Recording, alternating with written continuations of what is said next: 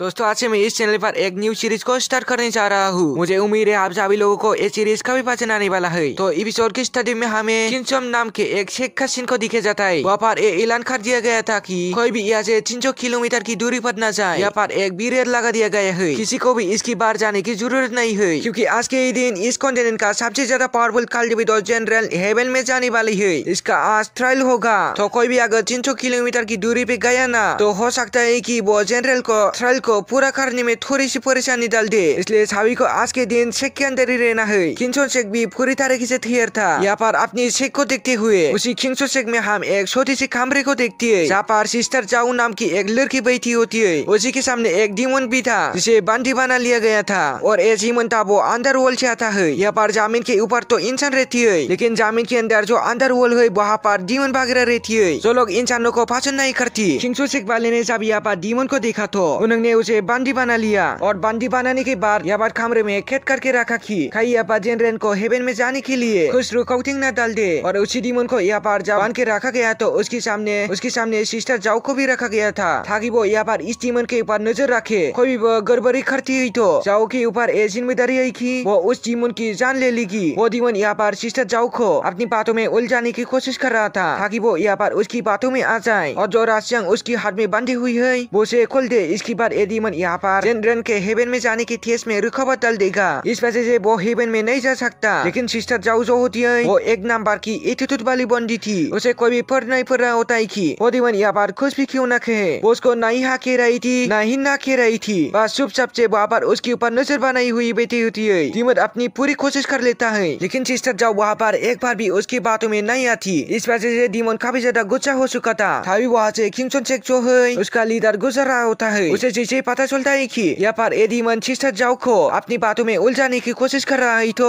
वो लीडर वहाँ पर अपनी फ्लैंक शॉट का इस्तेमाल करता है, और उसकी मदद से सीधा का सीधा उसने उस डीमन के ऊपर अटैक कर दिया था, जिस वजह से एक ही अटैक के अंदर वो डीमन का खेल वहाँ पर खत्म हो जाता है। डीमन को मारने के बाद किंचो शेख का लीडर वहाँ पर वो जो सारे डिसिबल से कहता है कि आखिर किस तरह का काम कर रही हो तुम लोग। यहाँ पर तुम्हारी आंखों के सामने यहाँ पर एक डीमन आ गया, लेकिन तब भी तुम लोगों ने इसे नहीं रोका। देखो आज का दिन बहुत बड़ा है, सारे के सारे कॉन्टिनेंट के अंदर शेख जो है ना वो सभी एक साथ आ चुकी है, ताकि हम यहाँ पर विटनेस कर सके कि किस तरह से जनरल हेवन में जाती है। इसलिए हर एक शेख की जिम्मेदारी है कि वो यहाँ पर कोई भी गड़बड़ी न होने दे, क्योंकि हमें पता है कि डीमन लोग यहाँ पर जनरल को इतनी आसानी से हेवन में जाने नहीं देंगे। सारे डिसिबल किंचो शेख के लीडर से माफी मांग रही होती है कि हमें माफ कर देना, हमसे बहुत बड़ी गलती हो गई, आगे से ऐसी गलती नहीं होगी, हम यहाँ की सिक्योरिटी को और टाइट कर देंगे। जिसके बाद सिस्टर जाऊ जो होती है वो उस डीमन को रस्सी से बांधती है और उसे घसीटते हुए किंचो शेख से बाहर ले जा रही होती है, ताकि बाहर जाकर उसे फेंक सके, जहाँ सिल्का भी उसे खा लेंगे। बारह से सिस्टर जाऊ उसे सबके सामने से घसीटते हुए ले जा रही थी, जिसे सारे लोग देख रही होती है, क्योंकि जो सिस्टर जाऊ है इस किंचो शेख की अभी तक की सबसे ज्यादा पावरफुल कल्टिवेटर है। उससे ज्यादा पावरफुल कल्टिवेटर इस पूरी किंचो शेख के अंदर कोई भी नहीं है, इसलिए सारे लोग उसकी रेस्पेक्ट करती है। तभी वहाँ पर आसमान के अंदर बहुत ही ज्यादा ओरा निकल कर आना शुरू हो जाता है, क्योंकि यहाँ पर जनरल का टेस्ट शुरू कर दिया गया था। इसी टेस्ट को पास करके वो यहाँ से सीधा हेवन में जा सकता है। इस टेस्ट को देखने के लिए दूर दूर से यहाँ पर लोग आ रही होती है। वहाँ पर मुझे जितनी भी डिसिबल होती है वो लोग कह रहे थे कि अरे देखो तो यहाँ पर इस कॉन्टिनेंट के कितने दूर दूर से लोग आ गई है, ताकि देख सके कि जनरल यहाँ पर इस टेस्ट को पूरा करके हेवन में जा सकता है या फिर नहीं।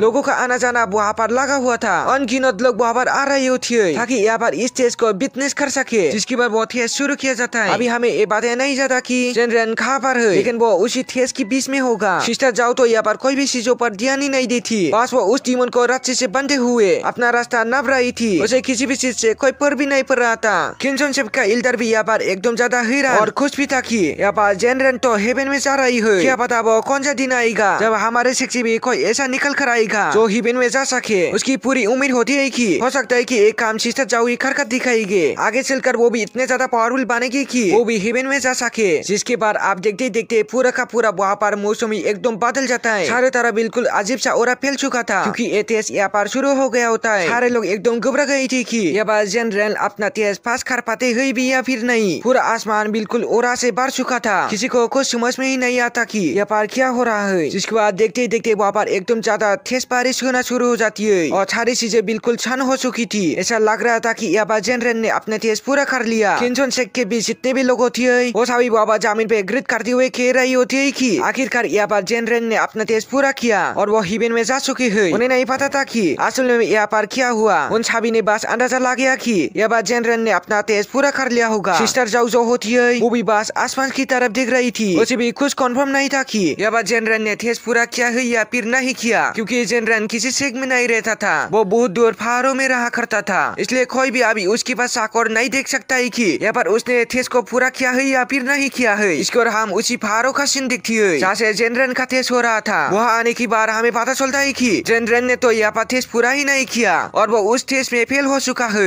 उसकी फिजिकल बॉडी जो थी वो पूरी तरीके से डिस्ट्रॉय हो चुकी है और उसकी स्पिरिचुअल पावर ने वहाँ पर उसे एक और नया रियन कनेक्शन दिया, जिस वजह से वो पूरी तरीके से जवान होकर वहाँ पर खड़ा होता है और उसकी पुरानी वाली जो फिजिकल बॉडी थी जो कि बिल्कुल बुरी जैसी थी वो उसके सामने मारकर पड़ी होती है। जनरल वहाँ पर अपनी ओल्ड बॉडी से कह रहा था कि लगता है तुम्हें यहाँ पर ना काफी सालों का आराम मिल चुका है, लेकिन अब यहाँ से मेरे मुसीबतों का दिन शुरू हो गए। इतने सालों की मेरी मेहनत थी जिसकी मदद से मैं हेवन में जाना चाहता था, वो सब बस फाल बार के अंदर ही खत्म हो गया। मेरे जिंदगी भर की मेहनत यहाँ पर पूरी तरीके से बर्बाद हो चुकी है। इसके बाद में बाला जो जापान जनरल होता है वो अपनी पावर का इस्तेमाल करते हुए अपनी ओल्ड बॉडी के अंदर से अपनी शॉर्ट स्पिरिट को बाहर निकल लेता है, जो कि उसकी सबसे खास स्वर हुआ करती थी, और वो उस शॉर्ट स्पिरिट को एक ब्रेसलेट में बनाकर अपने हाथ में लगा लेता है ताकि वो अभी किसी को बता नहीं सकता कि असल में वो कितने ज्यादा पावरफुल कल्टिवेटर रहा करता था, क्योंकि अब उसकी बॉडी को देखकर कोई भी नहीं बता सकता कि ये बॉडी ज्यादा पावरफुल बंदा है। इसके बाद जनरल अपनी ओल्ड बॉडी को वही पारी पहाड़ों के बीच में छोड़कर वहाँ से चला जाता है। अब ऐसे उसे अपना बिल्कुल नई तरीके से सफर शुरू करना होगा। उसकी जितनी भी मेहनत थी वो सब खत्म हो गई। हालांकि उसके पास पिछली लाइफ का पूरा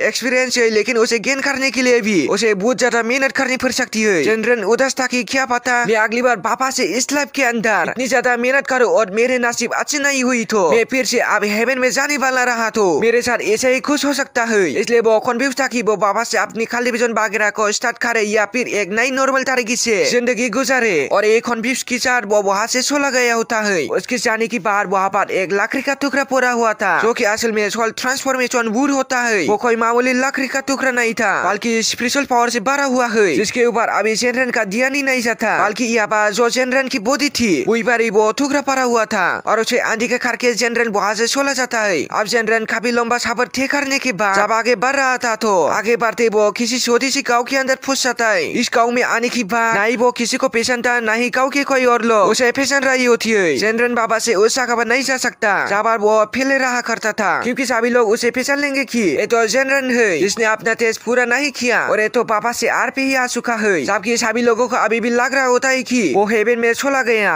किसी को रियलिटी नहीं पता कि जनरल तो असल में यहाँ पर मौजूद है और उसकी बात साथ कितना बड़ा हादसा हो गया। उस गाँव में आने के बाद बातचीत जो थे वो बार जनरल को देखकर घबरा रही होती है, क्योंकि उसके खबरें बिल्कुल ही अलग थे। वो बिल्कुल किसी इमोर्टल कल्टिवेटर की जैसे खबरें में होता है और गाँव के लोगों की खबरें तो बिल्कुल अलग ही थे। इस वजह से उन्हें लग रहा था कि यहाँ पर कोई आउटसाइड आ गया है जो हमें यहाँ पर नुकसान भी पहुंचा सकता है। बच्चों ने तो एक बार अपनी पेरेंट्स को भी बता दी थी, पूरा का उठकर आ जाता है जनरल के पास ताकि उसे बात कर सके कि असल में ये बंदा कौन और यहाँ पर क्या करने के लिए आया है। सारे लोग कहते क्या पता एक कोई कल्टिवेटर होगा जो किसी पावरफुल शेख से यहाँ पर आया है, क्योंकि इसका लोग और इसका कपड़ा देखकर तो ऐसा ही लगता है कि एक कोई मामूली इंसान तो नहीं होगा। वो लोग आपस में बहस कर रही होती है कि कभी बाबर गाँव का शिप आ जाता है। शिप ने जैसे यहाँ पर जनरल को देखा तो वो समझ चुका था कि न ये जनरल कोई मामूली बंदा तो नहीं है, जरूरत कोई मास्टर होगा जो कि इस गाँव को देखने के लिए आया है। वो शिप बाबा जनरल के सामने ग्रिट करते हुए कहता है कि यार मुझे बताओ कि अब यहाँ पर मास्टर है, लेकिन मुझे ये नहीं समझ आ रहा है कि अब इतने छोटे मोटे गाँव में क्या अगर हमसे यहाँ पर कुछ गलती हो गई तो उसके लिए हम आपसे माफी मांगना चाहती है। शिप को ऐसा करता हुआ देखकर गाँव के सारे लोग जो थे वो सभी भी अब यहाँ पर जनरल के सामने ग्रिट करने लगती है। उन्हें भी लग रहा था कि शायद हो सकता है कि जनरल कोई मास्टर होगा जो यहाँ पर आया हुआ है। जनरल यहाँ पर कहता है कि मैं कुछ दिनों के लिए इसी गाँव में रुकने के लिए आया हूँ, मुझे जगह चाहिए होगी ताकि मैं इस गाँव में रुक सकूँ। ये सुन के शिव थोड़ा सा घबरा जाता है कि अरे यहाँ पर मास्टर रुकेंगे, हम इनका ख्याल कैसे रख पाएंगे। जनरल को लग रहा था कि यहाँ पर शिव जो घबराया है वो इसलिए घबराया होगा क्योंकि इनका खर्चा हो जाएगा, इसलिए वो अपने पास से 2-4 जेट निकलता है जो कि सोने से बनी हुई थी। वो सेट को शिव को देते हुए कहता है कि इसे आप रख लो, इसके बदले मुझे कोई छोटी सी जगह दे देना। शिव कहता है नहीं सीनियर ऐसी बात नहीं है, हम तो यहाँ पर ये सोच रहे थे कि अब इतनी बड़ी मास्टर है और हमारे पास खाली शोबरी बागर है, छोटी मोटी घर है, तो हम आपकी खातिरदारी कैसे कर पाएंगे, इसी वजह में परेशान था। लेकिन जनरल कहता है इसके लिए परेशान होने की जरूरत नहीं है। वो शिव के हाथ में जेब दामा आता हुए वहाँ से चला जाता है। आगे बढ़ते हुए उसे वहाँ पर शेनलाओ नाम का एक छोटा सा बच्चा दिखाई देता है और यही वो बच्चा था जो की बुद्धि खास तरीके के टैलेंट के साथ पैदा हुआ है। इसके बारे में वो बच्चा खुद भी नहीं जानता, लेकिन यहाँ पर जनरन को समझ चुका था कि ये बच्चा कोई मामूली बच्ची नहीं है। वो उस बच्चे को गुड गुड कर देखता है। जब जनरन उस बच्चे को गुड गुड कर देख रहा होता है तो ये देखकर चेनलाओ के जो पेरेंट्स होती है उन्हें लग रहा था कि जो जनरन है वो यहाँ पर चेनलाओ को अपने साथ ले जाना चाहती है, ताकि यहाँ पर चेनलाओ जनरन की देखभाल कर सके। कभी उन्हें चाय वगैरह खाना वगैरह की जरूरत होगी तो वो उन्हें बना कर दे देगा। इसलिए चेनलाओ के जो पेरेंट्स यहाँ पर इस चीज के लिए मान जाती है और उन्होंने चेनलाओ को एक सर्वेंट की तरह जनरन के साथ भेज दिया था, जो कि अब एनी टाइम जनरन का ख्याल रखेगा। चेनलाओ भी इससे काफी ज्यादा खुश होता है कि अरे वाह, मैं तो यहाँ पर एक मास्टर की तरह रहूंगा, ये तो बहुत ही अच्छी बात है। वो जनरन को गाँव का सबसे अच्छा घर दिखाता है और उसकी साफ सफाई कर देता है ताकि यहाँ पर आराम से जनरन रह सके। यहाँ पर आने की बात चेनलाओ जो था वो गाँव में किस तरह से लोग रहती है और उनके डेली का क्या काम होती है वो सभी मास्टर जनरन को सिखा रहा था। वो जनरन को यहाँ पर खेती करना भी सिखाता है और भी बहुत तरह की चीजें सिखाता है, जैसा कि गाँव के लोग क्या करती है। शुरुआत में तो जनरन को ये सारी चीजें उतनी अच्छे से समझ में नहीं आ रही थी, लेकिन धीरे धीरे करते हुए वो सारी चीजों अच्छे से सीख जाता है और वो बिल्कुल परफेक्ट बन चुका था। चेनलाओ भी ये देखकर हैरान था कि अरे वाह, यहाँ पर जनरन मास्टर तो कितने अच्छे से ये चीज सीख गई। उन्होंने पूरी की पूरी खेत में फसल लगा दी, वो भी चुटकियां बजाती हुए। कमाल की बात है, खाने में तो महीने लग जाते थे। इसलिए चेनलाओ और अच्छी तरीके से जनरन का ख्याल रखना शुरू कर देता है। जनरन वो बात चेनलाओ से कहता है, क्या तूने कभी भी खाली विजन वगैरह के बारे में सुना है या फिर कभी उसे ट्राई किया है? चेनलाओ कहता है, हाँ मास्टर, पिछली बार ना यहाँ पर एक ओल्ड मैन आई थी जिसके पास थोड़ी बहुत खाली विजन पावर थी। उन्होंने मुझसे कहा था कि वो मुझे खाली विजन करना सिखाओगे और खाली विजन से जुड़ी हुई किताबों को भी समझना सिखाओगे। लेकिन क्या करो, शायद मेरी किस्मत उतनी अच्छी नहीं थी कि कुछ दिनों पहले ही वो मार चुकी है। उनके मारने के बाद आप कोई भी यहाँ पर ऐसा नहीं है जो मुझे खाली विजन वगैरह के बारे में सिखाए। मुझे तो अभी तक की खाली विजन से जुड़ी हुई चीजों जिस किताब में लिखी होती है उस किताब को भी पढ़ना ही नहीं आता। ऐसा सुनकर जनरन कहता है, देखो मैंने भी यहाँ पर ना वो सारे खाली विजन से जुड़ी किताबें पढ़ी है। वो चेनलाओ को अपनी बारे में बता देता है कि असल में वो कौन है और उसके साथ किस तरह का हादसा पेश आ गया था, जिस वजह से वो यहाँ पर आ गया। ऐसा सुनकर तो चेनलाओ एकदम ज्यादा हैरान रह चुका था कि मास्टर सास में बुद्धि फंसी हुई चीज है। जनरन बाबा चेनलाओ से कहता है, ठीक है, मैं यहाँ पर तुम्हारी मदद करूंगा खाली विजन पावर सीखने में। तुम ट्राई करना और खाली विजन करने की कोशिश करना। जब तुम गलती कर रही होगी ना, मैं तुम्हें सिखा दूंगा और तुम्हें गलतियों के बारे में भी बताऊंगा कि इस गलतियों को सुधर के सही किया जा सकता है। ये सुनकर तो चेनलाओ काफी ज्यादा खुश हो चुका था कि अरे वाह, मास्टर मेरी मदद करेंगे तो मैं बहुत जल्द मास्टर की जैसे पावरफुल बन जाऊंगा। दूसरी तरफ हम अंदर वर्ल्ड का सीन देखती है, जहाँ पर कई सारे डीमन वगैरह रहती है। वहाँ पर कुछ डीमन ने मिलकर एक डीमन को बहुत ज्यादा मारा था और उसे मार मार कर लाबे में फेंकने की तैयारी कर रही होती है। क्योंकि थोड़ी देर पहले जो हमने लकड़ी का टुकड़ा देखा था ना, जिसका नाम सोल ट्रांसफॉर्मेशन था,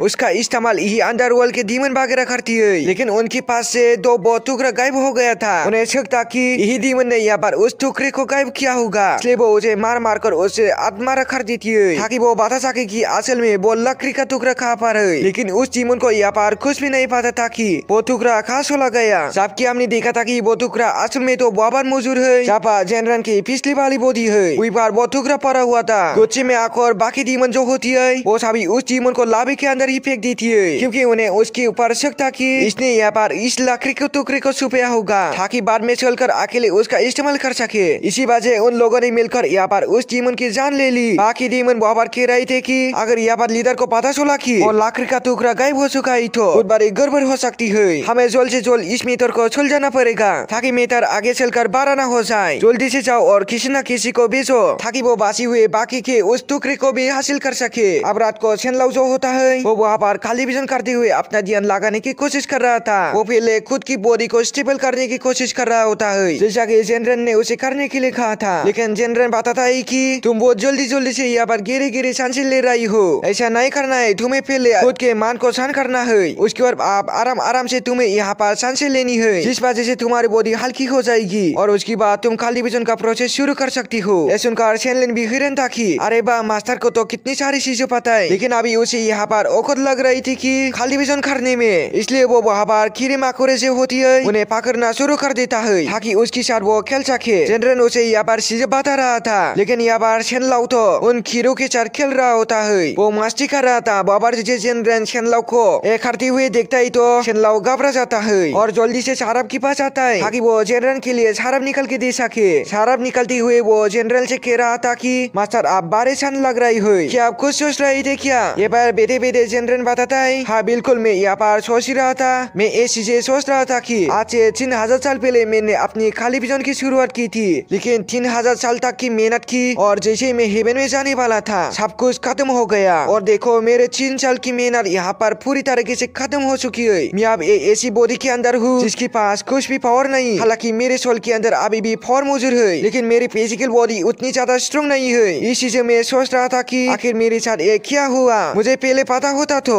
मैं कभी भी 3 साल अपने बर्बाद नहीं करता, मैं कभी खाली विजन सीखता ही नहीं। लेकिन छेनलाओ कहता है मास्टर आप तो अभी देखो कितनी ज्यादा जवान है, अगर आप यहाँ पर पापा से कोशिश की ना तो आप पीछे उतनी ज्यादा मेहनत करके हेवन में जा सकते हैं। मुझे पूरी उम्मीद है कि अब एक हम कर लेंगे। जेनरन कहता है नहीं यार ऐसा नहीं होता, मैं नहीं जानता कि मैं पापा से 3 साल तक की मेहनत करूँ और पापा से वही चीज हो जाए जैसे कि पिछली बार हुई थी, तो मेरे 3 साल की मेहनत फिर से बर्बाद हो जाएगी। और अब मैं यहाँ पर इस चीज से परेशान हो चुका हूँ, मुझे बोरिंग फील हो रहा है। खाली विजन करना हम फ्यूचर को ना ही कंट्रोल कर सकती है ना ही उसे देख सकती है। ये खाली विजन का सफर बिल्कुल भी आसान नहीं होता है, इसमें बहुत सारी मुश्किल आती है और कब ना जाने इतनी मुश्किल को सहने के बाद भी तुम्हारे साथ ऐसा कुछ हो जाए जिससे तुम्हारी सारी मेहनत खत्म हो जाए तो तुम्हें कितना बुरा लगेगा। वो चीज आज मैं यहाँ पर महसूस कर पा रहा हूँ, इसलिए मैं अभी तक के डिसाइड नहीं किया है कि मैं पापा से उसी खाली विजन के रास्ते पे जाऊंगा या फिर बिल्कुल इसी नॉर्मल तरीके से अपनी जिंदगी गुजारूं। इसी तरह से ये दोनों जो थे यहाँ पर आपस में काफी देर तक की बातें कर रही होती है, तो वही पास से एक बुरा आदमी गुजर रहा था जिसका नाम मास्टर लू होता है। असल में ये मास्टर लू किंगसो शेख के एक मास्टर है। किंगसो शेख वालों ने मास्टर लू को ये ऑर्डर दिया है कि उन्हें दूर दूर गाँव में जाना है और वहाँ पर जाकर कोई ऐसा इंसान हो जो कि पैदाई अलग टैलेंट के साथ हो तो उन लोगों को ढूंढना है ताकि वो सभी किंगसो शेख में जा सके, क्योंकि किंगसो शेख वाले साथी है कि जल्द से जल्द उनके शेख से भी कोई ऐसा बंदा निकल कर आए जो कि हेवन में जाएगा। इसलिए उन्होंने मास्टर लू को एक हम पर लगाया कि वो अलग अलग गाँव में जाकर पावरफुल बंदी को तलाश करे जिसका फ्यूचर आगे चलकर बुरी ज्यादा ब्रड होने वाला है। ऐसे तलाश करते हुए वो मास्टर लू जो था वो इसी गाँव में आ जाता है जहाँ पर छेनलाओ रहता है। वहाँ पर आने के बाद जैसे ही उसने छेनलाओ को देखा था, छेनलाओ को देखते सारी समझ आता है कि नहीं ये बच्चा कोई मामूली बच्चा नहीं है, ये पैदा ही किसी अलग टैलेंट के साथ हुआ है। लेकिन जैसे वो वहाँ पर जेनरन को देखता है तो वो देखते ही रह जाता है, क्योंकि जेनरन बिल्कुल जवान एकदम हट्टा कट्टर लग रहा था और वो काफी ज्यादा सुंदर भी लग रहा होता है। ये देखकर मास्टर लू वहाँ पर खेल रहा था आखिर ये बंदा कौन है, इतनी ज्यादा खूबसूरत है जिसके सामने तो लड़की अभी फेल हो, बिल्कुल अलग ही पर्सनैलिटी रखने वाला बंदा है, इस मामूली सी गाँव में क्या कर रहा है। मैं यहाँ से उसकी खाली विजन पावर को महसूस कर पा रहा हूँ की, लेकिन उसके पास कोई पावर ही नहीं है।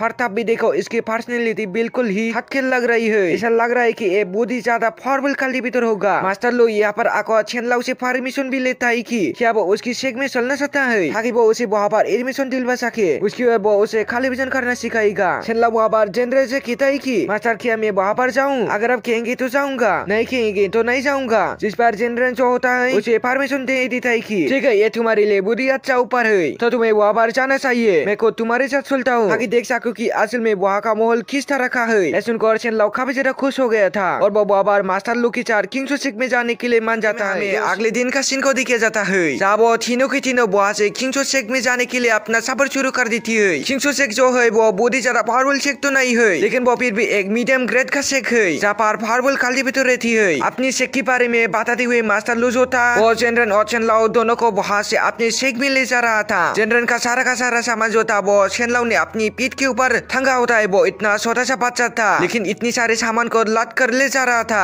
आगे चलकर छेनलाओ काफी ज्यादा स्ट्रॉन्ग भी बनने वाला है। रास्ते में आगे बढ़ते हुए उन्हें वहाँ पर कई सारे स्पिरिचुअल बीच भी दिखाई देती है जो कि बहुत ही अलग तरह के दिख रही थे। वो बीच मामूली बीच से काफी ज्यादा अलग होती है। इसके बाद छेनलाओ जैसे किंगसो शेख में आता है वो आने के बाद तो उसकी आंखें खुली की खुली रह जाती है कि अरे वाह ये कितनी सुंदर शेख है, ये जगह तो बहुत ही ज्यादा प्यारी है। वो शेख काफी ज्यादा बड़ा भी लग रहा था। मास्टर लू आगे बढ़ने के बाद किंगसो शेख के गेट के पास आता है जहाँ पर एक बंदा बैठा हुआ था जो कि नई आई हुई डिसिपल को रजिस्टर करता था। वो बंदा मास्टर लू से कहते थे गया था क्या हुआ मास्टर लू इस बार किसे लेकर आया हो यहाँ पर एडमिशन करने के लिए, आपको कोई पावरफुल बच्चा मिल गया क्या जिसका फ्यूचर बहुत ही ज्यादा ब्राइट होने वाला है। मास्टर लू कहता है तुम्हें कैसे पता चला। हाँ बिल्कुल मैं ऐसे बच्चे को लेकर आया हूँ जिसको मैंने देख लिया है कि वो आगे चलकर बहुत ही ज्यादा स्ट्रॉन्ग बनेगा, तो तुम पोता रजिस्ट्री बुक निकालो और उसमें इस छेनलाओ का नाम रजिस्टर कर दो और उसके साथ जनरल नाम का एक और बंदा है उसे भी रजिस्टर कर लेना क्योंकि वो साथ में ही रहती है। छेनलाओ असल में जनरल का सर्वेंट है तो उसकी बगैर वो खाई भी नहीं जाएगा, इस वजह से तुम्हें जनरल को भी यहाँ पर रजिस्टर करना पड़ेगा। रजिस्टर करने वाला बंदा जो था वो छेनलाओ को देखकर काफी ज्यादा हैरान और खुश हो जाता है कि अरे वाह तुम तो सच में बहुत ही ज्यादा टैलेंटेड हो यार, मानना पड़ेगा मास्टर लू तुम जैसे बच्चे को कहाँ से खोज निकला। वो जल्दी से छेनलाओ से पूछता है कि बताओ तुम्हारा नाम क्या है और तुम कहाँ से आई हो, तुम्हारा एड्रेस वगैरह बता दो ताकि मैं तुम्हारे डिटेल ना यहाँ पर इस बुक के अंदर रजिस्टर कर सके। इस वजह से उस बंदे ने वहाँ पर शेख के अंदर चैनल को रजिस्टर कर लिया था और आज यहाँ पर चैनल जो है वो इस शेख का मेंबर बन चुका है। वो जब यहाँ पर रजिस्टर करने वाला बंदा जेनरन को देखता ही तो वो कह रहा था कि अरे यार इसके पास तो कोई भी टैलेंट नहीं है, लेकिन फिर ऐसा कैसे हो गया कि यहाँ पर चैनल की अलग टैलेंट के साथ हुआ है। वो इस जैसे नर्ले इंसान का सर्वेंट बन के रह रही है। बार मुझे हजम नहीं हुई, लेकिन फिर भी वो बंदा यहाँ पर कुछ भी सवाल नहीं होता था। जेनरन को भी यहाँ पर रजिस्टर कर देता है। इस वजह से वो दोनों अब यहाँ से शेख के अंदर आ चुकी थे। वहाँ पर आने के बाद जेनरन और चैनल को और भी कई सारे लोग दिखाई देती है, जिन सभी को मास्टर लू ने अलग अलग गाँव से और बहुत दूर दूर जाकर सेलेक्ट किया हुआ था। वो सभी आज यहाँ पर इस किंग्स शेख में सिलेक्शन होने के लिए आई हुई थे। मास्टर लोग वहाँ पर आए सारे लोगों से कहता है कि मुझे माफ कर देना, मैंने यहाँ पर आप लोगों को काफी टाइम तक इंतजार करवाया, लेकिन आप इंतजार करने का टाइम खत्म हो चुका है। यहाँ पर अब मैं तुम्हें इस किंग्स शेख का एक डिटेल में इंस्ट्रक्शन देने वाला हूँ। मैं यहाँ पर तुम लोगों को बताऊंगा कि हमारे यहाँ से किस तरह की कल्टीवेशन सिखाई जाती है। इसमें सीखने के बाद तुम किस तरह से पावरफुल बनेंगे और किस तरह के टेस्ट वगैरह यहाँ पर होती है, उन सब की जानकारी आज मैं तुम्हें यहाँ पर देने वाला हूँ, ताकि तुम्हें पता चल जाए कि किस तरह के रूल को फॉलो करना है इस किंग्स शेख में रहने के लिए। वहाँ पर आई हुए जितने भी लोग थे उसमें से भी जो भी लड़कियां होती है वो तो यहाँ पर जेनरन को देखकर उसकी दीवानी हो चुकी थी कि अरे बा ये कितने ज्यादा सुंदर बंदा है, इसे सुंदर बंदा हमने अपनी लाइफ में कभी भी नहीं देखा था। मानना पड़ेगा ये जेनरन तो कमाल का है। मैं तो उसके साथ दोस्ती करते हुए हमेशा उसकी सारी रहना चाहती हूँ, खास ये मेरे साथ हो जाए। लेकिन जेनरन किसी के ऊपर भी ध्यान ही नहीं देता, बस वहाँ पर अपना खड़ा होता है। योनसेन नाम की जो एक लड़की थी वो तो पूरी तरह से जेनरन की दीवानी हो गई होती है। वो जहाँ पर भी देख रहा था वो उसी की तरह भी देख रही थी कि कम से कम जेनरन उसकी तरफ एक झलक तो दे दे, क्योंकि उसे बुद्धि जरा पचना चुका था।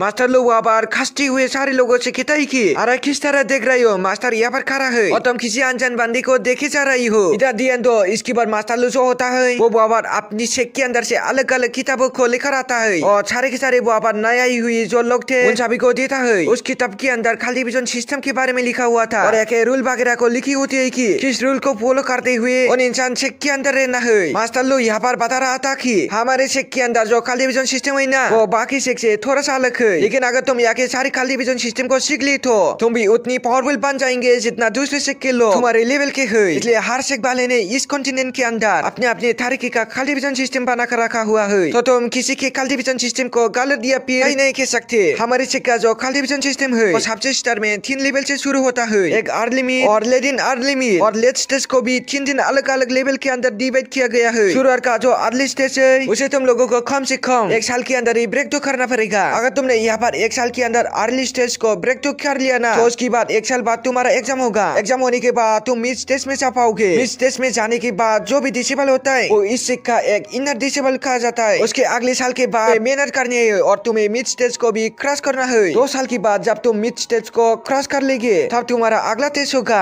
अगले टेस्ट के बाद तुम्हें टेस्ट पूरा किया तो उसके बाद तुम यहाँ के आउटर डिसेबल बन जाओगे। अगले स्टेज को ना अगर फिनिश कर लेते तो उसके बाद तुम्हें शॉट टेक्निक सिखाई जाएगी और तुम्हें इस शेख के एक अच्छी शॉट मिलेगी। मिड स्टेज को क्रॉस करने के बाद वो शॉट तुम्हारी फिजिकल बॉडी के साथ मर्ज हो जाएगी, यानी कि तुम जिस तरह से चाहे उस तरह से उस शॉट का इस्तेमाल कर पाओगे। या ताकि अगर तुम्हें अपनी शॉट में मास्टरी हासिल कर ली ना तो एक आउटर डिसेबल बनने के बाद तुम उस शॉट पे खड़ी होकर जहाँ मन चाहे वहाँ जा सकते हो, क्योंकि उसके बाद तुम्हारी शॉट बिल्कुल एक फ्लाइंग शॉट बन जाएंगे जिसे तुम आसानी के साथ कंट्रोल कर सकती हो और खड़े खड़े अपनी फ्लाइंग शॉट को कंट्रोल करते हुए किसी की भी जान ले सकती हो या फिर कितना भी लंबा सफर तय कर सकती हो। मुझे उम्मीद है कि मैंने जितने भी लोगों को इतनी मेहनत से यहाँ बार सेलेक्ट किया है वो सभी लोग यहाँ बार बुद्धि अच्छा अपना परफॉर्मेंस दिखाएंगे और इस किंग्स शेख का नाम यहाँ पर भी रोशन करने की कोशिश करेंगे। स्कोर मास्टर वहाँ पर एक आउटर डिसेबल को लेकर आती है जो यहाँ पर अपनी स्कोर को कंट्रोल करते हुए वो अपनी टेक्निक वगैरह दिखाता है। जहाँ उसकी टेक्निक काफी ज्यादा स्ट्रॉन्ग लग रही थी, एक ही आतिक में तो वो पूरा का पूरा ताला भी हिल गया होता है। मास्टर बता रहे थे कि यहाँ पर तुम लोग जब आउटर डिसेबल बन जाएंगे ना तो तुम्हारे पास भी उतनी ज्यादा पावर आ जाएगी। ज्यादा मेहनत की तो भी ज्यादा पावर तुम्हारे पास रहेंगी। मास्टर वो बात छेनलाओ से कहते हैं लाओ तुम्हें समझ में आ रहा है ना, लेकिन सारे लोग जब आते ही तो पता चलता है कि लाओ तो अपने बैग के अंदर से जेनरन के लिए शराब निकल रहा था। उसने तो कोई मास्टर की बात सुना ही नहीं। सारे लोग जब छेनलाओ की तरफ देख रहे होते तो वो मास्टर से कहता है कि मास्टर आप कुछ बोल रहे थे क्या, मुझे माफ कर देना मैंने आपकी बात तो नहीं सुनी। मास्टर वो कहते ही नहीं नहीं कोई बात नहीं, मैं यहाँ पर बस ये कह रहा था कि तुम ना यहाँ पर जितने भी लोग खड़े हुई ना उन सब में से सबसे ज्यादा खास हो। तुम बिल्कुल एक अनोखे टैलेंट के साथ पैदा हुई हो जिस वजह से तुम्हारी कल्टीवेशन पावर बुद्धि स्पीड से बढ़ेगी और वो दिन ज्यादा दूर नहीं जब तुम यहाँ के एक आउटर डिसेबल बन जाएंगे बाकी लोगों से भी पहले। तो मेरे सबसे ज्यादा उम्मीद तुम्हारे ऊपर ही थी कि हुई है कि तुम यहाँ पर हमारे किंग का नाम रोशन करने वाले हो। ऐसा उनका सारे के सारे लोग हैरान रह जाते हैं कि क्या सच में ये छोटा सा बच्चा पैदा ही अलग टैलेंट के साथ हुआ है क्या? हमें तो एक कोई मामूली सी बच्चा लगता है। और चलो मान लिया कि ये भी अगर अनोखे टैलेंट के साथ पैदा हुआ है, तब ये जनरल नाम के जैसे लूजर बंदे का नौकर क्यों बना फिर रहा है? जनरल तो वहाँ पर बिल्कुल नल्ला लग रहा है, इसके पास तो कोई पावर ही नहीं होगी। लेकिन तब भी देखो ये अलग टैलेंट के साथ पैदा हुआ बच्चा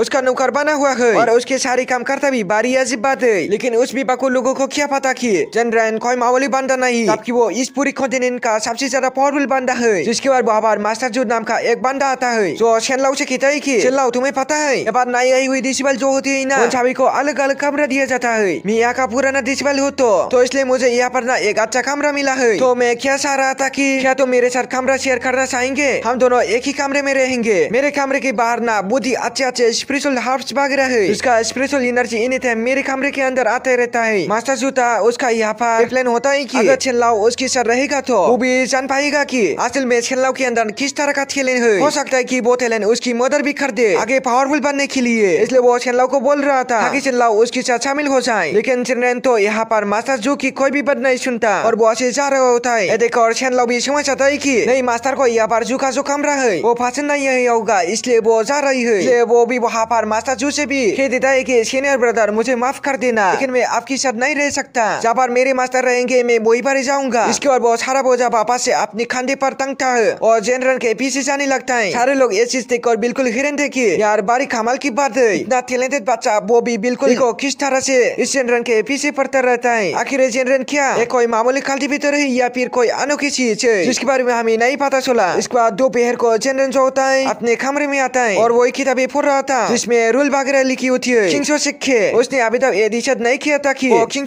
में शेनलाओ के साथ रहेगा या फिर नहीं रहेगा, क्योंकि उसे अच्छा नहीं लग रहा था कि ऐसे नई आई हुई डिसेबल के साथ वो रहे, क्योंकि बाहर से वो बिल्कुल जवान और कम उम्र का ही लगता है। लेकिन असल में तो वो काफी ज्यादा उम्र का भी है और उसके पास पहले से ऐसे एकदम ज्यादा टॉप लेवल का नॉलेज है। तो वो इतनी छोटे मोटे कल्टीवेटर के साथ रहकर क्या ही करेगा। दूसरी तरफ हम उसी डीमन वर्ल्ड को देखते हैं जहाँ पर उन लोगों ने जिस डीमन के ऊपर शक्ता की वो लकड़ी का टुकड़ा छुड़ाया है या फिर उसे गायब किया है, उसे खाल कोठरी में बंद कर दिया होता है। असल में उन लोगों ने उसे मारा नहीं था, बल्कि जिस लाबी के अंदर उन लोगों ने उसे फेंका था उसके नीचे एक जेल होती है। हमारे खेत करके उस डीमन को रखा गया था। वो डीमन वहाँ पर काफी ज्यादा घबराया हुआ होता है क्योंकि उसके पास किसी बहुत ही भयानक तरीके का विष घूम रहा था जो कभी भी यहाँ पर आकर उस डीमन की जान ले सकता है। इसी वजह वो डीमन बुरी ज्यादा वहाँ पर डरा हुआ था कि कहीं यहाँ पर ये बीच आकर मेरी जान ले ले। और बाकियों ने खुद को किंगसन शेक में रजिस्टर कर लिया था। तो मास्टर लू जो होते है वहाँ पर सारे के सारे नई आई हुई जो डिसेबल थे उन सभी को क्लास ले रही होती है। वो उन्हें अपने शेक के बारे में बता रही थे कि और उन्हें एक टेस्ट लिखने देते है कि उन्हें कितनी टेलीविजन के बारे में नॉलेज है। मास्टर लू ने वहाँ पर कहा था कि जितने लोगों को भी यहाँ पर टेलीविजन के बारे में जो भी जानकारी है वो सभी जानकारी पेपर में लिख के दे, मैं उन्हें पर्सनली चेक करूंगा। उसके बाद देखूंगा कि किसे कितना आता है। लेकिन जब उनकी नजर पड़ती है जनरल के पास तो उन्हें पता चलता है मास्टर जनरल तो अभी तक की यहाँ पर आया नहीं है, वो क्लास में आज ले रहे। तो देखकर मास्टर लोग कह रही होती है कि जनरल कभी भी नहीं सुधरेगा, ये बिल्कुल यूजलेस बंदा है। तो देखो आज क्लास में भी नहीं आया, आखिर मैंने यहाँ पर इसे शेक में क्यों ज्वाइन करा लिया, मुझे तो समझ में नहीं आता। पास शेनलाओ की वजह उसे इस शेक में ज्वाइन करना पड़ा। मास्टर लोग बाबा सारे बच्चों से कह रही होती है देखो यहाँ पर ना तुम ना खाली विजन करनी है, खाली विजन में कोई शोर कर नहीं होता और इस खाली विजन के सावन में अगर तुम्हारा साथी अच्छा हो ना तो वो तुम्हारी मदद भी कर सकता है तुम्हें पावरफुल बनाने में, इसलिए बुरी साथियों से दूर रहे और अच्छे दोस्त बने खड़े। वो यहाँ पर शेनलाओ को ये थाना मारते हुए कह रही थी कि तुम्हें जनरल के साथ नहीं रहना चाहिए, वो अच्छा इंसान नहीं है तो तुम्हें खाली विजन करने में बहुत डिस्टर्ब कर सकता है। शेनलाओ वहाँ पर मास्टर लोग की बातों से थोड़ा सा डर जाता है, लेकिन वो मास्टर जनरल को तो ऐसे नहीं छोड़ सकता था। जिसके बाद मास्टर लू जो होती है वो अपनी फ्लाइंग शॉट पे छावर होने के बाद वहाँ से चली जाती है ताकि 1 घंटे के बाद आएंगे और देखेंगे कि किसने यहाँ पर किस तरह का टेस्ट लिखा है। उसके जाने के बाद सारे बच्चे आपस में बातें कर रही होती है कि यहाँ पर शेक में तो ये रूल भी है ना कि हम आपस में एक दूसरे के साथ शेयर कर सकते हैं, अगर कुछ चीज नहीं आती तो इसका मतलब ये कि हम दोनों साहब आपस में मिलकर एक दूसरे की हेल्प कर सकती है। इस टेस्ट को पूरा करने में कुछ लोगों का जो यहाँ पर दावत था अपने टेस्ट को लेकर तो वो लोग यहाँ पर शेनलाओ के पास आते और उससे पूछ रही होती है कि क्या तुम्हें पता है कि हमने जो यहाँ पर आंसर लिखा है वो सही है या फिर गलत, हमने अपनी मान से आंसर लिखा है। फात शेनलाओ उन्हें बता रहा होता है कि यह बात तुम्हारी आंसर में थोड़ी सी गड़बड़ी है और जो भी गड़बड़ी होते है वो वहाँ पर उन्हें ठीक करके दे रहा था, क्योंकि ये सारी चीजें जनरल ने यहाँ पर शेनलाओ को पहले से ही बता दी थी कि शेक में आने से इस वजह से खाली विजन का बेसिक तो शेनलाओ को बहुत ही परफेक्ट तरह से आता है। मास्टर जू जो था वो शेनलाओ को देखकर काफी ज्यादा हैरान था कि ये तो शेनलाओ काफी ज्यादा टैलेंटेड है, मानना पड़ेगा इसकी उम्र छोटी है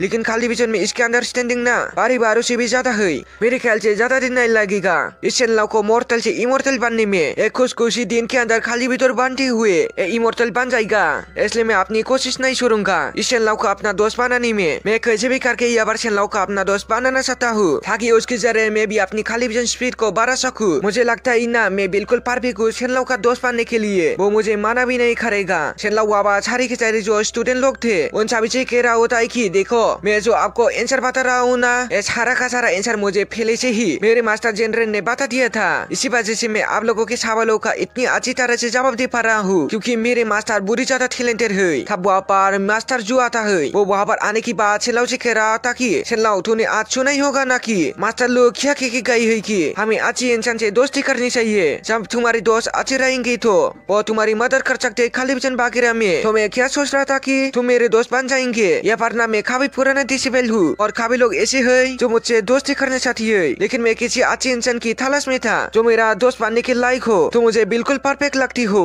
तो क्या हम दोनों यहाँ पर अपनी दोस्ती का हाथ आगे बढ़ा सकती है क्या? लेकिन शेनलाओ कहता है नहीं नहीं नहीं, मैं यहाँ पर आपसे दोस्ती नहीं करना चाहता। जो काम मेरे मास्टर जनरल मुझे करने कहेंगे मैं वही करूंगा, उसकी परमिशन के खिलाफ मैं कभी भी नहीं जा सकता। मास्टर जो कह रहा था कि अरे यार जरा तुम खुद को तो देखो, तुम पैदा कितनी अच्छी टैलेंट के साथ हुआ हो, तुम्हारा फ्यूचर भी कितना प्रद है, लेकिन आखिर तुम उस जनरल के जैसे घटिया इंसान के पीछे फारे क्यों रहती हो? उसके पास ना ही टेलीविजन पावर ना ही कोई नॉलेज है, तुम्हें उस जैसे इंसान के साथ दोस्ती नहीं करनी चाहिए। तुम जितना उससे दूर रहेंगे ना इसमें तुम्हारा ही फायदा है, वरना उसके साथ रहने पर तुम आगे चलकर उसी की तरह लूजर बन जाएंगे। ऐसा उनका तो शेनलाओ को काफी ज्यादा गुस्सा आता है। वो मिस्टर जो से कहता है कि अपनी जुबान संभाल के बात करिए, अब मेरे मास्टर के बारे में इस तरह से बात ही नहीं कर सकते। यह बार जो भी मैं यहाँ के स्टूडेंट लोगों को सिखा रहा हूँ ना वो सब मेरे मास्टर ने मुझे पहले से सिखा दी थी। मेरे मास्टर इतनी ज्यादा पावरफुल है कि वो अकेले पूरी उंगली में इस पूरे सिक्को नचा सकते है। तुम लोगों ने क्या समझ के रखा है? मास्टर को ये सुनकर सारे के सारे लोग हैरान थे कि क्या सच में तुम सच कह रही हो? जनरल जैसा लूजर इंसान ने तो तुम्हें खाली विजन का बेसिक सिखाया और उसके बाद से तुम आंसर दे पा रही हो क्या? नहीं, हमें झूठ लगता है। और तुम्हारा मास्टर अगर इतनी ही ज्यादा पावरफुल है ना तो जरा उसे दिखाने बोलो, वो जरा अपनी पावर दिखाए, उसको और हम समझ जाएंगे कि तुम्हारा मास्टर जो है जनरल बॉल पलूजन नहीं बल्कि बुरी ज्यादा टैलेंटेड बंदा है। लेकिन शेनलाओ एक कह रही होती मुझे तो जनरल पे पूरा भरोसा है कि जनरल बुरी ज्यादा टैलेंटेड बंदा है। मैं पहली बार उसे देखकर समझ चुकी थी कि एक कोई मामूली इंसान तो बिल्कुल भी नहीं है। ये सारे लोग यहाँ पर बातें कर रही थे कि अभी वहाँ पर जनरल आता है। जनरल वहाँ पर आने के बाद शेनलाओ से कहता है कि शेनलाओ मेरे साथ चलो, घर का जो स्टोव है ना वो खराब हो गया है इसलिए मैं खाना गर्म नहीं कर पा रहा, तो तुम्हें अभी के अभी मेरे साथ चलना होगा। जिस बात शेनलाओ कहता है ठीक है मास्टर, मैं आपके साथ अभी चल जाऊँ। मास्टर जो वहाँ पर जनरल से कहता है कि अब यार तू क्या समझता है, खुद को जरा अपनी खाली विजन पावर देख और इस बात को देख, ये पैदा अलग टैलेंट के साथ पैदा हुआ है और इसका फ्यूचर ब्राइट है। आखिर तेरी हिम्मत कैसे हुई इतने पावरफुल और अच्छी फ्यूचर वाले बंदे को अपने साथ नौकर बनाने की? तू खुद को समझता क्या है? शेनलाओ मास्टर जो को कहता है कि देख यहाँ पर मेरे मास्टर के सामने ना उसकी बुरे मत करो, वरना मुझसे बुरा कोई भी नहीं होगा,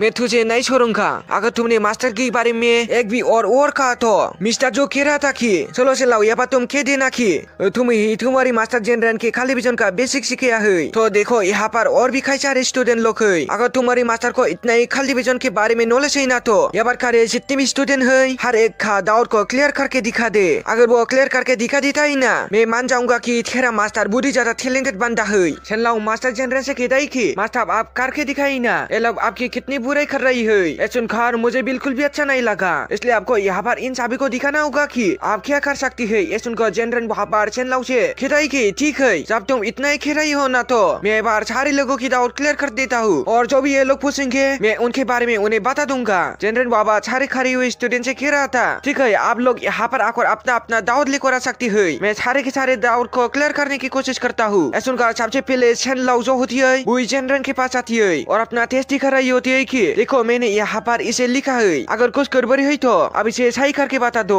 जनरल वहाँ पर कह रहा था कि तुमने यहाँ पर तो डायरेक्ट लिख दिया है कि उस शोर को कंट्रोल करने के लिए किस तरह की खाली विजन लेवल की जरूरत होती है। तुम्हें अभी इतना आगे के बारे में नहीं सोचना चाहिए, तुम्हें सबसे पहले बेसिक को क्लियर करना होगा, उसके बाद तुम्हें आगे के बारे में सोचना है। डायरेक्ट तुम आगे के बारे में सोचेंगे ना तो तुम्हारा बेसिक पे ध्यान ही नहीं जा पाएगा। वो कुछ बेसिक खाली विजन के बारे में लिख कर शेनलाओ को देता है। तो देखकर मास्टर जो वहाँ पर कह रहा था कि लगता ही ना ये जनरल वहाँ पर घर पे गया होगा और कुछ खाली विजन से जुड़ी किताबें पढ़ी होगी और उसी में से कुछ सवाल आ गया होगा। तो जब इसने जवाब दे दिया। देखता हूँ कि बाकी लोगों का कैसा जवाब दे पाता है। जिसके बाद वहाँ पर एक दूसरा बंदा आता है, वो भी वहाँ पर अपना दावत लेके जेनरेन के पास आ गया होता है। उसका दावत ये था कि डोरमा बॉडी बनाने के लिए क्या हेवन और आर्क की पावर लगती है। जेनरेन उसे वहाँ पर बता रहा होता है कि देखो तुम ना सबसे पहले डोरमा बॉडी के बारे में गलत समझे हो। डोरमा बॉडी को क्लियर तरीके से बनाने के लिए सबसे पहले तुम्हारा डोरमा बॉडी के ऊपर और तुम्हारे माइंड के ऊपर कंट्रोल होना चाहिए। ये दोनों में अगर तुम परफेक्ट हो ना तो उसके बाद तुम्हें हेवन एंड आर्क की अंडरस्टैंडिंग होनी चाहिए। जब ये सारी चीजें आपस में परफेक्ट तरीके से मिलेगी ना तो उसके बाद ही तुम यहाँ पर डोरमा बॉडी को क्लियर तरीके से बना पाओगे। उसके बगैर इस चीज का इस्तेमाल करना बिल्कुल भी बेवकूफी होगी। डोरमा बॉडी के बारे में जेनरेन को तो इतनी भी ज्यादा जानकारी थी, वो सब जानकारी एक पेपर में लिखकर उस बंदे को दे देता है। इस चीज को देखो तो अब वहाँ पर मौजूद जितने भी स्टूडेंट थे वो सभी बक बक कर जेनरेन के पास आती है और अपना दावत लेकर आ चुके थे कि देखो मास्टर जेनरेन हमारा भी ये दावत है, हमारा ये दावत क्लियर कर दो। हर एक का दावत जेनरेन वहाँ पर लाइन बाय लाइन क्लियर करते जा रहा था। जो देखा तो वहाँ पर मिस्टर जो की वहाँ पर फांसी छूट जाती है कि यार ये तो सच में ये तो सबकी दावत क्लियर करते जा रहा है। वो एक बंदे के टेस्ट पेपर को छीन लेता है जिस पर जेनरेन ने आंसर लिखकर दे दिया था। आंसर देखने के बाद उसकी आंखें भी वहाँ पर फाटी की फाटी रह जाती है कि यहाँ पर तो इसका आंसर इतना परफेक्ट की इसके जितना परफेक्ट यहाँ पर कोई भी मास्टर बगैर भी नहीं लिख सकता। तभी वहाँ पर मास्टर लू भी आ जाता है। जो सभी से कहते हैं कि क्या हो रहा है, यहाँ पर इतनी भीड़ लगा के क्यों खड़े हुई हो। सारे लोग मास्टर लू को बता देता है कि यहाँ पर जेनरेन जो है वो हमारे दावत को क्लियर कर रहे थे। मास्टर लू हैरान था कि यूजलेस बंदा तुम लोगों का दावत कैसे क्लियर कर सकता है। वो भी एक बंदी का टेस्ट पेपर लेती है जिसको मास्टर जेनरेन ने वहाँ पर क्लियर कर दिया था।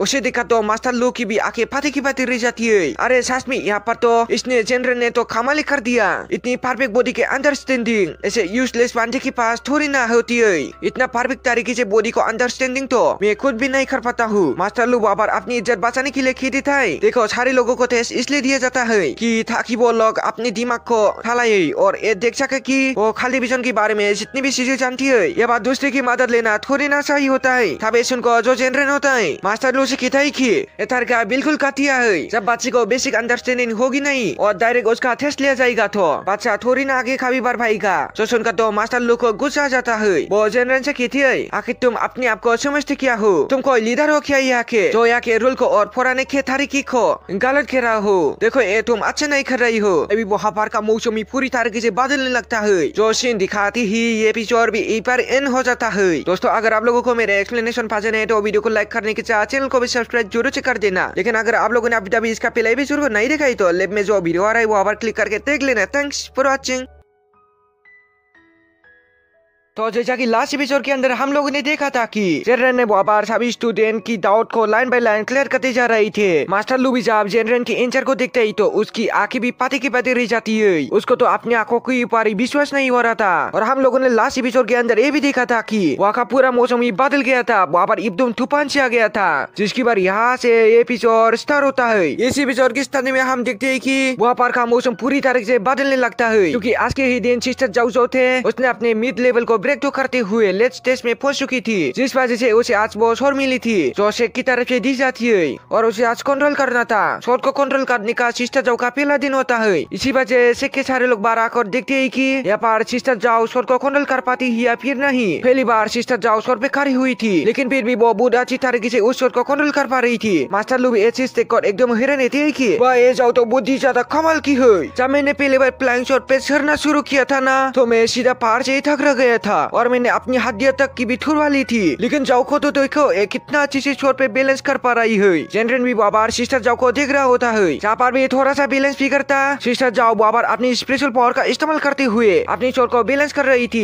इस वजह से वो बुद्धि अच्छी तरीके से शॉट को कंट्रोल करना सीख गई थी। सारे लोग बार सिस्टर जाओ को कांग्रेचुलेशन कर रही होती है शॉट को कंट्रोल करने के लिए। सारे लोग सिस्टर जाओ को देख रहे थे लेकिन मास्टर लू तो बस यहाँ पर जेनरेन को देख रहा होता है। वो कह रहा था कि मुझे लगता है ना कि मैं यहाँ पर इस जेनरेन को समझ नहीं पा रहा। कोई मामूली से यूजलेस बंदा बॉडी की इतनी अच्छी अंडरस्टैंडिंग कैसे रख सकता है। मेरे ख्याल से ना ये अंदर से बुद्धि ज्यादा पावरफुल बंदा होगा जो अपनी आइडेंटिटी को छुपा कर यहाँ पर रह रहा है। वरना ऐसा बंदा मैंने अपनी खाली विजन के सफर में यहाँ तक कि मैं करीब 100 साल के ज्यादा थक के लेकिन अभी तभी इस तरह से बंदे से नहीं मिला था। जैसा कि ये जनरल मेरे ख्याल से अगर ये जनरल सिस्टर जाओ को प्रैक्टिस करने में मदद करेंगे ना तो वो और अच्छे से एडवांस हो सकती है और वो भी यहाँ से हेवन में जाने की कोशिश कर पाएगी। लेकिन उसके लिए एक एक बुद्धि अच्छा मास्टर चाहिए जो कि हाल फिलहाल तो हमारे पास मौजूद नहीं है सिवाय इस जनरन के। लेकिन इससे मुझे बात करने का मन नहीं करता क्योंकि एनी टाइम वो बुद्धि ज्यादा गुस्से में रहता है। इतना एरोगेंट बंदा है जिसकी कोई हद नहीं। अभी मैं इसे बोलूंगा बिना किए जाए और सिस्टर जाओ को सिखा दे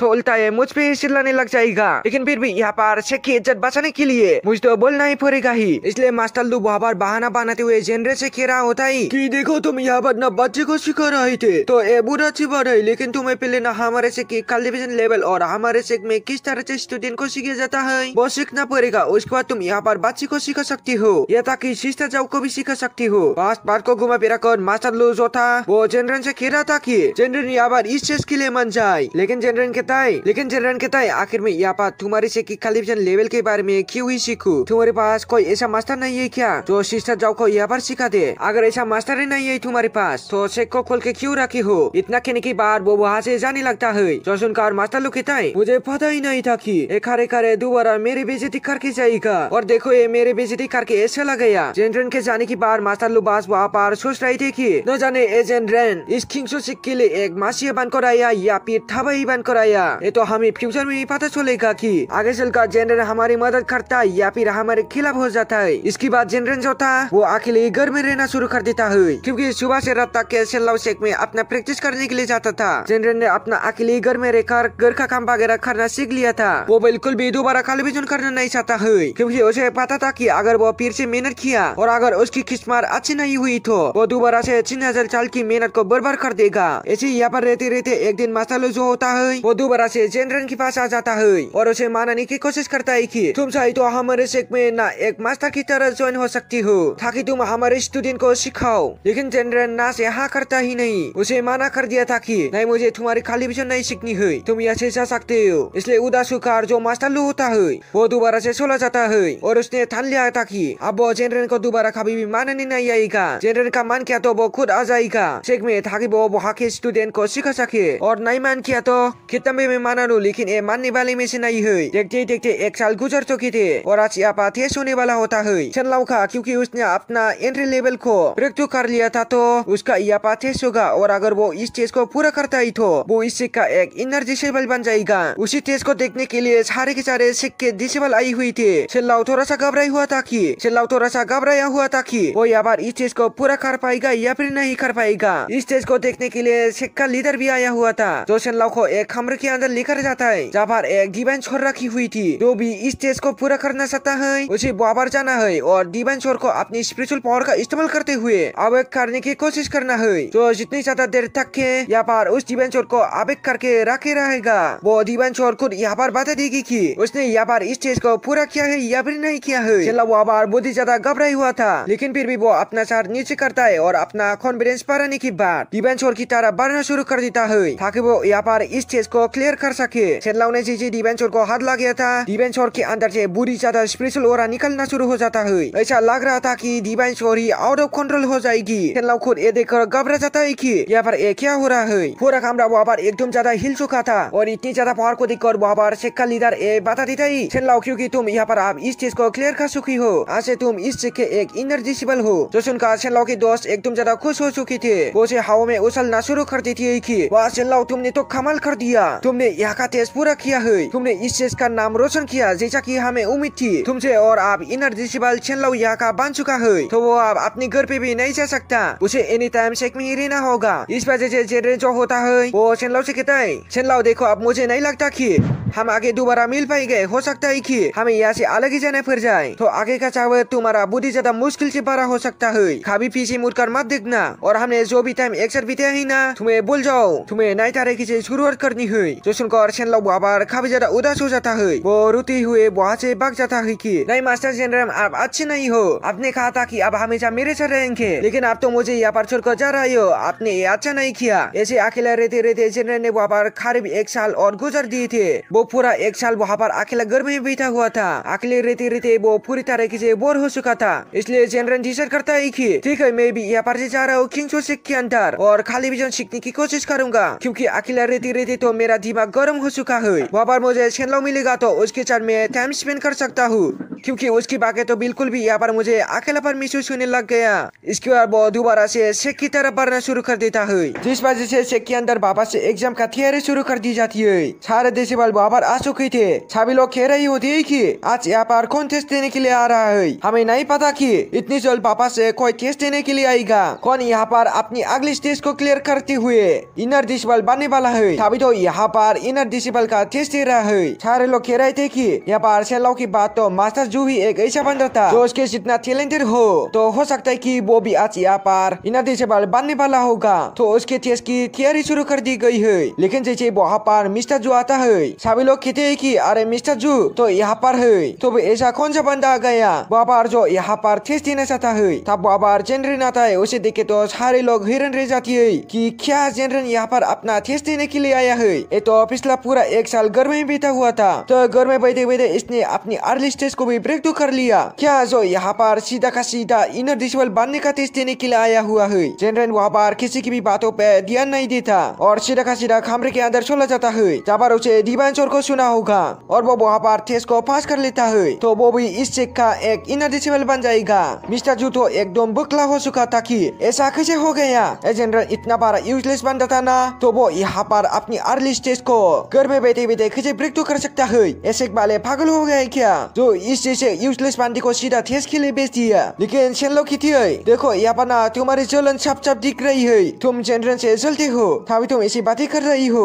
मैं तो जब पहले बार जनरल को देखी थी ना तभी मैं समझ चुकी थी कि वो कोई मामूली बंदा नहीं है। अभी देखो कैसे बोकल मचता है। यहाँ पर तुम देखना उसकी पावर और इस वजह से तुम और भी ज्यादा बस चलते रहना। तुम्हारी जिंदगी में जलने के अलावा कुछ और रखा ही नहीं। ये लोग यहाँ पर बातें कर ही रही थी कि तभी वहाँ पर डिवाइनचोर के अंदर से इतना ज्यादा भयंकर और बाहर निकलता है कि वहाँ पर एक भूकंप आ चुका था। क्योंकि जनरल के डिवाइनचोर के ऊपर हाथ लगाने की वजह से डिवाइनचोर ये पागला चुकी थी। वो इसकी पावर को ही हैंडल नहीं कर पाई थी। तभी वहाँ पर एक भूकंप आ चुका था जिसके बाद जनरल बारी आसानी के साथ कमरे के बाहर निकल कर आ जाता है। उसे देखा तो सारे लोगों का मुंह खुला का खुला ही रह चुका था कि यार ऐसा कैसे पॉसिबल है। इसने तो डिवाइनचोर को हार लगाने के साथ ही वहाँ पर भूकंप ले आया। खाई डिवाइनचोर तो सही सलामत तो है ना कि वो भी नहीं टूट गए। सारे लोग समझ चुके थे कि नहीं ये जनरल मामूली बंदा नहीं है बहुत पावरफुल खाली भीतर है। इसलिए वो सभी उसके सामने झुककर उसे कांग्रेचुलेशन कह रही होती है कि सीनियर जनरल आपको कांग्रेचुलेशन जब ने यहाँ पर इस चीज को क्लियर कर लिया। सबसे ज्यादा खुश तो वहाँ पर यून चोनी होती है क्योंकि वो जनरल को पसंद करने लग गई थी। वही कमरे के अंदर किंगसोसिक का जो लीडर होता है वो एकदम पगला चुका था क्योंकि करीब आधा घंटा हो चुका था जनरल को यहाँ से गए। लेकिन अभी तक की वो डिवाइनचोर कंट्रोल में नहीं आई थी। जनरल की सूची सारी डिवाइनचोर का कंट्रोल बिगड़ चुका था। किंगसोसिक का लीडर समझ आता है कि नहीं ये जनरल कोई मामूली बंदा तो बिल्कुल भी नहीं है। इतनी सालों से मैं शेख के अंदर मौजूद हूँ आज तक की कभी भी ऐसा नहीं हुआ था कि डिवाइनचोर अपना बैलेंस खो दे। लेकिन जनरल का सोने के बाद आज पहली बार ऐसा हुआ है कि डिवाइनचोर अपना बैलेंस खो चुकी है। वो लीडर एकदम ज्यादा हैरान रह चुका था। किंगसोसिक के एक कमरे सोल का सीन देखती है जहाँ पर अलग अलग किंगसोसिक के जो फिग मास्टर है वो सभी आकर मीटिंग वगैरह करती है। वो जगह बिल्कुल आसमान में बनी होती है और एक बार आकर किंगसोसिक के फिग मास्टर को अपनी मीटिंग करनी होती है और 5 अलग अलग तरह के पत्थर भी रखी हुई थे। जिसके बाद देखते देखते यहाँ पर जो 5 फिग मास्टर आने वाली है सबसे पहले उनकी शोर आती है और उस शोर के साथ साथ उन सभी फिग मास्टर की शोल भी यहाँ पर आ चुकी थी क्योंकि यहाँ की जो फिग मास्टर है उनकी शोल से जुड़ी हुई है। तो कभी भी उन्हें इस तरह की कॉन्फ्रेंस या मीटिंग वगैरह करनी होती है तो वो सिर्फ अपनी शोर को ही वहाँ पर बेचती है और वो शोर उनकी अंदर से उनकी शोल को बाहर निकलती है। जहाँ पर ये जो सारी मास्टर होंगे उन सभी की शोल आपस में मीटिंग करती है। असल में ये सारे पिक मास्टर तो अपने अपने पिक के अंदर ही होगी लेकिन सिर्फ उनकी शोल जो उनकी शोल को यहाँ पर लेकर आई थी वो लोग यहाँ पर मीटिंग करेंगे। 500 के 500 पिक मास्टर जो थे वो यहाँ पर आ चुके थे मीटिंग के लिए। यहाँ पर जो मीटिंग होने वाली थी उसमें से जो एक पिक मास्टर होता है वो कहता है कि कुछ दिन के बाद चेक में कॉम्पिटिशन शुरू होने वाला है तो उसके लिए हमें कौन से प्राइस और कौन से रिवॉर्ड वगैरह देने होंगे उन सभी के बारे में हमें आज डिसाइड करना है। ये डिसाइड करने के लिए वो 500 के 500 पिक मास्टर यहाँ पर आई हुई थे। उसमें से जो एक लड़की पिक मास्टर होती है वो वहाँ पर कह रही थी कि मुझे यहाँ पर ना एक सवाल करना है। जब मैं इनर चेक से गुजर रही थी ना तो मैंने वहाँ पर एंशिएंट लोगों की पेंटिंग देखी। उसी के अंदर ना मास्टर जेनरन की पेंटिंग को भी रखा गया है। तो मास्टर जेनरन की पेंटिंग को वहाँ पर क्यों रखा गया जबकि वो तो यहाँ से हेवन में जा चुके है ना तो उनकी पेंटिंग वहाँ पर एंसेस्टर के साथ में क्यों रखा गया जबकि वो तो यहाँ से हेवन में जा चुके है ना तो उनकी पेंटिंग वहाँ पर एंसेस्टर के साथ में रखने का क्या ही मतलब हुआ। मुझे इसका जवाब जानना है। दूसरा पिक मास्टर वहाँ पर कह रहा था कि ये तो उनके लिए एक रेस्पेक्ट की बात है ना। यंग जेनरेशन यानी कि जो नई नई डिसेबल चेक के अंदर आती है वो सभी एंसेस्टर को देखकर उससे प्रेरित होती है और खुद को मोटिवेट फील करवाती है कि यहाँ पर एंसेस्टर इतना अच्छा कर चुकी है तो हम भी उनकी तरह बाद में जाकर बन सकती है। ये उनकी मोटिवेशन के लिए ही रखा गया है, इसलिए हमने यहाँ पर मास्टर जनरल की भी पेंटिंग को लगा दिया। लेकिन वो लड़की कहती है कि यहाँ पर अगर इस तरह से मोटिवेशन बढ़ाने के लिए पेंटिंग को लगाना है तो आपको उसे अलग जगह लगाना चाहिए था ना। आपने मारे हुए लोगों के साथ उनकी पेंटिंग क्यों लगा दी है? क्या आपको ऐसा लगता है कि मास्टर जनरल मर गई है, वो हेवन में नहीं गई, जबकि वो तो हेवन में जा चुकी है ना? तो क्या ही मतलब हुआ मारे हुए लोगों के साथ में उनकी वहाँ पर पेंटिंग को लगाने का? तब दूसरा पिक मास्टर वहाँ पर खेरा होता है कि देखो हमारा जो किंग से कही ना, उसमें टोटल 9 पिक आती है। हर एक पिक के पास अपनी अपनी एक डिवाइन चोर थी, और अगर 9 के 9 डिवाइन चोर आपस में मिल जाए ना तो वो इतनी ज्यादा स्ट्रॉन्ग है कि वो पूरी दुनिया को रूल कर सकती है। वो 9 डिवाइन चोर हमारे किंग से की शांति। लेकिन मास्टर जनरल जब हेवन में जा रहा था तो वो जाने से पहले 2 चोर को अपने साथ लेकर चला गया। इस वजह से हमारे किंग से की 2 शान वाली चोर जा चुकी है। तो अब तुम ही बताओ कि जो मास्टर जनरल हेवन में गया है वो हमारे लिए फायदा करके गया कि हमारा नुकसान ही करके गया? इससे हमारे से को कितनी ज्यादा नुकसान हो चुका है। वो 2 डिवाइन चोर को लेकर चला गया। वो फीमेल पिक मास्टर जो थी वो वहाँ पर कह रही थी कि इसमें तो कोई गलत बात नहीं है। हमारे शेख में ऐसा रूल है ना कि अगर कोई बंदा हेवन में जाता है और वो अपनी लाइफ में जिस शोर के साथ टेलीविजन कर रहा था वो अपनी शोर को हेवन में लेकर चला जाता है, तो इसमें कोई गलत काम थोड़ी ना किया। अब जैसे कि आपके पास भी अलग अलग पिक है, अगर आपकी पिक का कोई डिसेबल आया जो इतना स्ट्रॉन्ग बने और आगे चलकर वो हेवन में जाने वाला हो तो वो आपके पिक की भी किसी डिवाइन चोर को लेकर जा सकता है ना। तो ये तो हमारे शेख के लिए एक शान की बात हुई कि वो 2 डिवाइन चोर को लेकर चला गए। ऐसा हमारे शेख की बेइज्जती तो नहीं हुई? तो अब मारे हुए लोगों के साथ उनकी पेंटिंग को नहीं डाल सकते, उसे वहाँ से हटाना होगा। दूसरा पिक मास्टर कहता है कि मुझे इसे कोई फर्क नहीं पड़ता कि वो डिवाइन चोर हमारे शेख के अंदर है या फिर बाद में वो चली जाएगी। मेरे पास तो सिस्टर जाऊ नाम की एक डिसेबल है जो कि बुरी ज्यादा टैलेंटेड है। अगर आगे चलकर वो हेवन में जाने वाली रही ना तो मैं अपनी पिक की जो डिवाइन चोर है वो उसे दे दूंगा, वो भी बड़े शान के साथ। मुझे तो दावे से लगता है कि सिस्टर जाऊ आगे चलकर हेवन में जाने वाली होगी। उसी तरह से दूसरा पिक मास्टर भी कह रहा था कि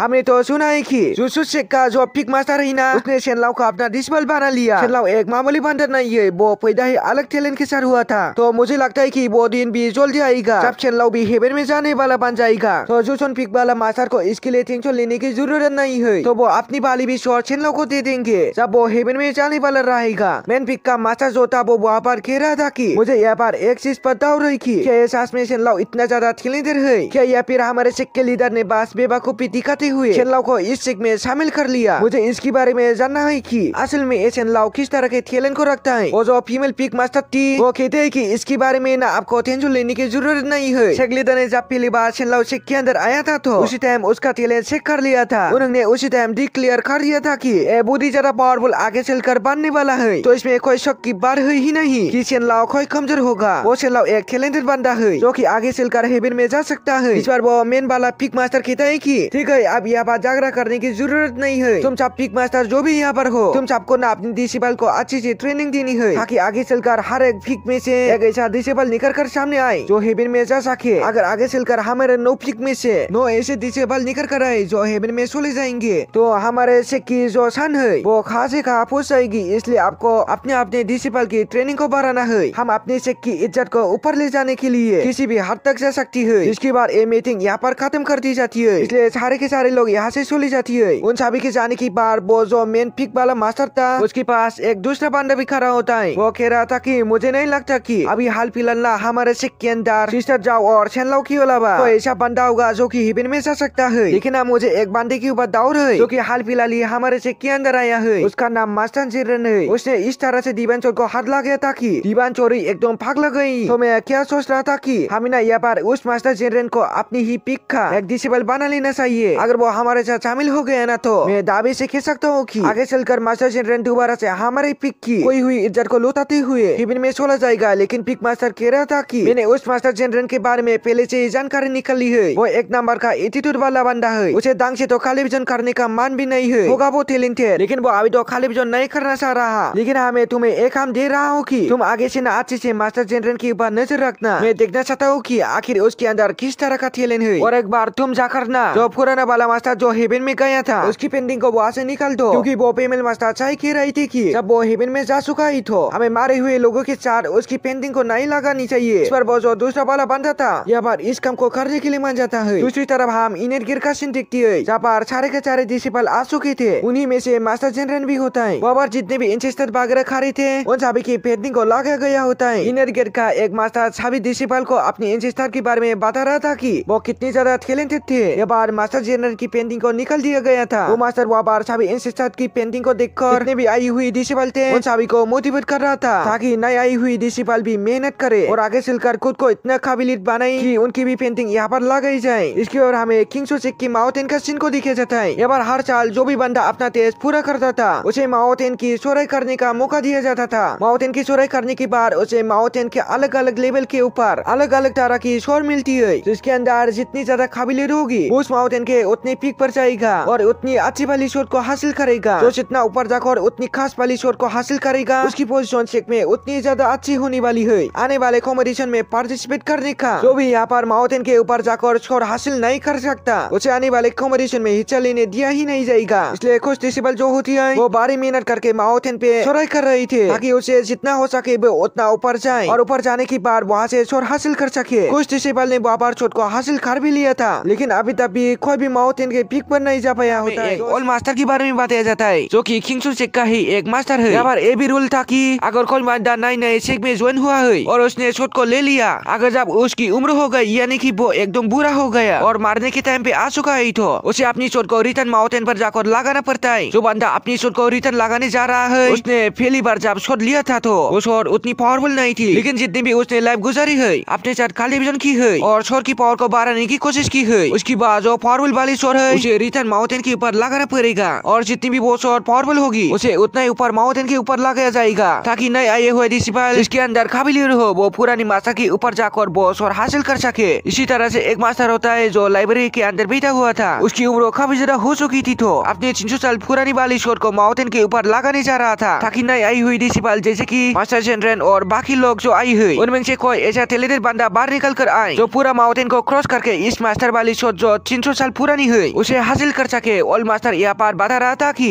मैंने अपनी 300 साल की जिंदगी लगा दी इस शॉट को अच्छे से समझने के लिए लेकिन अभी तक की मैं इस शॉट की मिस्ट्री को समझ नहीं पाया हूँ। वो कह रहा था कि आज से 300 साल बाद जब मैंने पहली बार इस शॉट को लिया था तो ये शॉट काफी ज्यादा हीवी थी मैं इसका थंग से इस्तेमाल भी नहीं कर पा रहा था लेकिन तब एक दिन मेरे पास मास्टर जनरल आया जिसने मेरी शॉट को देखा और मेरे शॉट की बुरी अच्छी से तारीफ की। ये वाला मास्टर वही मास्टर जनरल था जो की पिछले लाइफ वाला था जो की अभी तक हेवन में नहीं गया था। वो यहाँ पर आने के बाद इस ओल्ड मास्टर की शॉट की तारीफ कर रहा होता है कि तुम्हारी शॉट बुरी ज्यादा कमाल की और मिस्ट्री से भरी हुई है। जिस दिन तुम इस शॉट का अच्छे से इस्तेमाल करना सीख गई ना तो उस दिन तुम इस शॉट की मिस्ट्री को भी जान पाओगे। ये सुनकर वो जो ऑल मास्टर था एकदम ज्यादा हैरान रह जाता है कि मास्टर जनरल ने जब मेरे शॉट की तारीफ की है तो इसका मतलब साफ है मेरे शॉट के अंदर कुछ न कुछ तो खासियत होगी। इसलिए वो पूरी की पूरी लाइब्रेरी सान मार देता है ताकि जान सके कि असल में जो उसकी शॉट है उसके अंदर किस तरह की मिस्ट्री है। उसने अपनी पूरी जान लगा दी लाइब्रेरी को सान मारने में अलग अलग तरह की कल्टीवेशन प्रैक्टिस करने में और उस शॉट की मिस्ट्री को जानने में लेकिन आज तक की वो उस शॉट की मिस्ट्री को नहीं जान पाया। 300 साल जब गुजर गई तो वो ऑल मास्टर ने ये फैसला लिया है कि नहीं अब तो मेरी उम्र भी खत्म होने वाली है तो मैं इस शॉट को अब अपने पास लेकर कुछ नहीं कर सकता। मुझे पता है कि मैं उतना ज्यादा पावरफुल नहीं था जो मैं इस शॉट की सीक्रेट को जान पाया इसलिए अब मुझे इस शॉट को माउंटेन पे जाकर लगा देना चाहिए। क्या पता फ्यूचर में ऐसा कोई दूसरा बंदा है जो इस शॉट को माउंटेन के पीक पर जाकर निकल ले और इस शॉट की मिस्ट्री को जान पाए जो कि मैं अपनी 300 साल की उम्र। इसलिए वो जो ऑल मास्टर था वो काफी ज्यादा उदास हो चुका था कि मैंने 300 साल लगा दिए लेकिन अभी तक कि मैं अपनी शॉट की सीक्रेट को नहीं जान पाया। लेकिन वो खुश भी होता है कि चलो अच्छी बात है कि आने वाले टाइम में कोई दूसरा ऐसा बंदा आएगा जो इस शॉट को निकालेगा माउंटेन के ऊपर से और वो इसका सीक्रेट जान लेगा। ऑल मास्टर जैसे ही माउंटेन के पास आया होता है अपनी शॉट को रखने के लिए तो वही पर मास्टर जनरल भी खड़ा हुआ था। मास्टर जनरल जैसे ही वहाँ पर ऑल मास्टर की वो बारी वाली और काफी हेवी शॉट दिखता है उसे कहता है कि मुझे अपनी शॉट काफी ज्यादा पसंद आ गई है मैं आपकी शॉट को लेना चाहता हूँ क्या मुझे ये शॉट देंगे। और खड़ा हुआ जो मास्टर था सभी डिसिपल को गाइड करने वाला वो मास्टर जनरल से कहता है कि क्या कर रही हो मास्टर को इस तरह से डिस्टर्ब नहीं कर सकते ये बार ऐसे आसानी से शॉट नहीं ले जा सकती तुम्हें ये शॉट लेनी हुई तो तुम्हें ये शॉट जीत पड़ेगी और इसे हासिल करनी पड़ेगी। ऑल मास्टर वहाँ पर मास्टर जनरल से कह रहा था कि तुम्हें मेरी शॉट सांस में पसंद आ गई तो तुम्हें पता है इससे पहले एक बंदे ने मेरी तारीफ की थी शॉट की जो कि आज के दिन हेवन में जा चुका है और उसके बाद अगले तुम हो जिसने मेरे इस शॉट की तारीफ की है। ऑल मास्टर नहीं जानता था कि उसके सामने जो बंदा खड़ा है वही पिछले लाइफ में उसकी शॉट की तारीफ करके गया था और उसी का रियन कनेक्शन वाला जनरल उसके सामने खड़ा हुआ है जो दोबारा से उसकी शॉट की तारीफ कर रहा है। मास्टर जनरल को पता था कि ये बंदा कौन है और हाँ मैंने इसी की शॉट की तारीफ पिछले लाइफ में की थी क्योंकि मास्टर जनरल के पास उसकी पिछली लाइफ की सारी मेमोरी है। लेकिन उस ओल्ड मास्टर को नहीं पता था कि मास्टर जनरल वही इंसान है। ओल्ड मास्टर वहाँ पर मास्टर जनरल से कहता है कि देख, अगर तुम्हें मेरी सोच चाहिए ना तो तुम्हें इसे हासिल करना पड़ेगा। मैं जा रहा हूँ इस शोर को इस पूरे के पूरे माउंटेन के सबसे ऊपर लगाने के लिए। अगर तुम्हारे अंदर काबिलियत है कि तुम उस टॉप तक की सोराई करने के बाद मेरे शोर को हासिल कर सकती हो तो तुम उस शोर को ले लेना, क्योंकि आज मैं तो वैसे भी इस शोर को रिटर्न रखने के लिए जा ही रहा हूँ। इसके बाद ओल्ड मास्टर अपने फ्लैंक शोर पे खड़ा होता है और उसे लेकर माउंटेन की एकदम पीक पर जाना शुरू कर देता है। वहाँ पर आई हुई सभी डिसिपल ओल्ड मास्टर को ग्रीट कर रहे थे और उन्हें कांग्रेचुलेशन भी कह रहे थे कि उन्होंने अपनी जिंदगी निकाल दी इस शोर के साथ और वापस इसी शोर को रिटर्न रखने के लिए जा रहे हैं। उनके जाने के बाद वो मास्टर जो सभी डिसिपल को यहाँ पर लेकर आया हुआ था, वो मास्टर जनरल से कह रहा है, देखो तुमने यहाँ पर ना ओल्ड मास्टर की शोर की तारीफ की है, तो अब तुम्हें यहाँ पर ओल्ड मास्टर की शोर को निकलना होगा, वो भी माउंटेन की पीक के ऊपर जाकर। और तुम इस बात से इनकार कर भी नहीं सकते। अगर तुमने इस चीज से इनकार किया ना तो आने वाला जो कॉम्पिटिशन है उसमें तुम्हारा पार्टिसिपेट नहीं करूंगा। तुम उस शोर को निकालो, उसके बाद आने वाले कॉम्पिटिशन में तुम पार्टिसिपेट कर सकती हो। और इतना कहने के बाद वो मास्टर भी वहाँ से जा चुका था। उसके जाने के बाद मास्टर जनरल कह रहा है कि यार चाहो तो मैं अभी जाकर पीक पर जाऊँ और वहाँ से उस शोर को निकाल लो, लेकिन मुझे आज तक लग रही है इसलिए मैं नहीं जा रहा, मैं जा रहा हूँ यहाँ से आराम करने के लिए। दूसरा डिसिपल कहता है कि अरे अरे तुम क्या कर रही हो, तुमने अभी वादा किया ना कि पीक पर जाओगे माउंटेन के और वहाँ से शोर को हासिल करेंगे, तुम इसे रिटर्न नहीं जा सकते। अभी वहाँ पर शेनलाओ भी आने लगता है जो कि अपनी पीक मास्टर के साथ आया हुआ था। उसका पीक मास्टर उसे खुद यहाँ पर लेकर आया था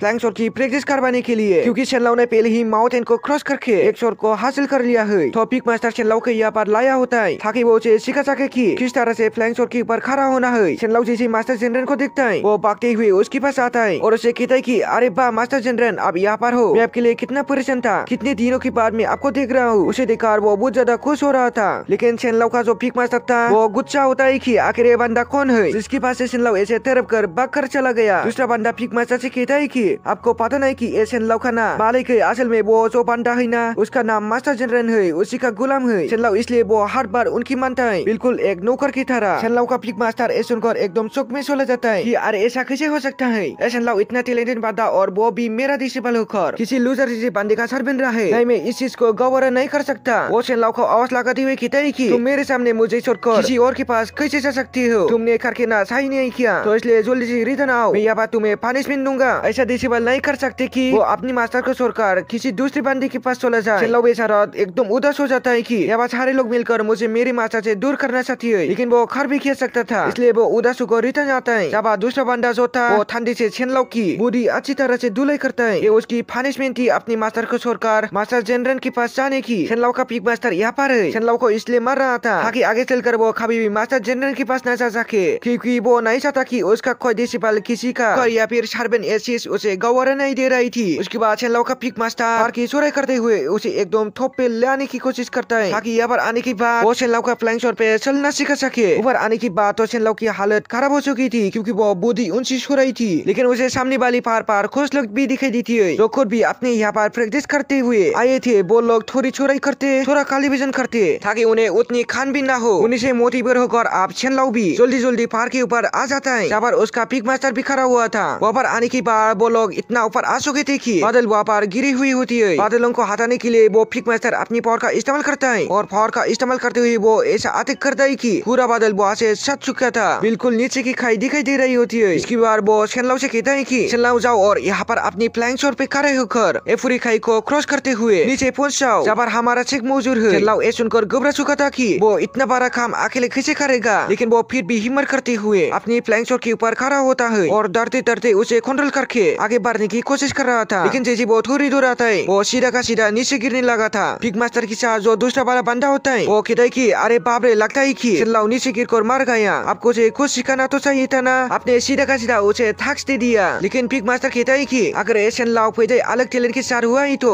इसे कुछ सिखाने की जरूरत नहीं है, अगर टैलेंटेड हुआ तो एक खुद से ही यहाँ पर फ्लाइंग शोर को चलाना सीख जाएगा। और जैसे कि पीक मास्टर ने सोचा था वही चीज वहाँ पर हो जाती है। नीचे से रिटर्न वहाँ पर शेनलाओ ऊपर आ जाता है जो कि आप थोड़ा फ्लाइंग शोर पे खड़ा होना सीख रहा था। वो काफी अपनी मेहनत करता है और बैलेंस बनाते हुए फ्लाइंग शोर पे खड़ा हो रहा था। देखते वो धीरे करके फ्लाइंग शोर पे चढ़ना सीख जाता है। अभी भी वो इतना परफेक्ट नहीं हुआ था, लेकिन फिर भी वो काफी एकदम ज्यादा स्पीड कर लेता तो काफी खुद को एकदम स्लो कर लेता। लेकिन एक हिसाब से काफी हद तक की उस फ्लाइंग शोर पे खड़ा होना आ चुका था और अब वो जहाँ पर भी जाए वो अपनी फ्लाइंग शोर पे खड़ा होकर इधर से उधर जा सकता है। इस चीज से शेनलाओ की खुशी का ठिकाना ही नहीं रहता कि अरे वाह, मैं भी यहाँ पर फ्लाइंग शोर के ऊपर चढ़ना सीख गया, ये तो बिल्कुल कमाल की बार है। मैं नहीं सोचा था कि ये करना इतना ज्यादा आसान होगा। मुझे तो ये करने में काफी ज्यादा डर लगता था। पिग मास्टर शेनलाओ को देख करके तय की हाँ मैंने सोचा था ये शेनलाओ वैसा ही बंदा है, ऐसा मोस्ट टैलेंटेड बंदा है। मेरे ख्याल से ना ये सबसे पहले हेवन में जाएगा और अगर ये हेवन में चला गया तो मेरा जो पिग की रिप्यूटेशन है वो खासी का तक चला जाएगा। सारे के सारे पिग मास्टर मेरे से नीचे गिर कर रहे क्योंकि मैं जो एक ऐसा मास्टर बनकर बाहर आऊंगा कि सबसे पहले अपने डिसेबल को हेवन में भेजेगा। अलग अलग पिग मास्टर में एक कॉम्पिटिशन चल रहा है कि कौन अपने डिसेबल को सबसे पहले हेवन में भेज सकता है। उसी दौर पर सभी पिग अपने अपने डिसेबल को बुद्धि अच्छे से प्रैक्टिस करवाते हैं कि ताकि वो उन्हें हेवन में भेज सके। तो आप देखना मजेदार होगा, इसलिए आप लोग जब भी मैं इसका न्यू एपिसोड अपलोड करूँ तब आप लोग जल्दी से देख लेना। लेकिन अगर आप लोगों ने अभी तक भी मेरे चैनल को सब्सक्राइब करके नहीं रखा है तो चैनल को सब्सक्राइब करने के साथ वीडियो को एक लाइक करके अपने दोस्तों को भी ये वीडियो शेयर जरूर से कर देना और कमेंट भी कर देना। लेकिन अभी तक भी आप लोगों ने इसका पहला एपिसोड को नहीं देखा है तो लेफ्ट में जो वीडियो आ रहा है वहाँ पर क्लिक करके देख लेना। Thanks for watching.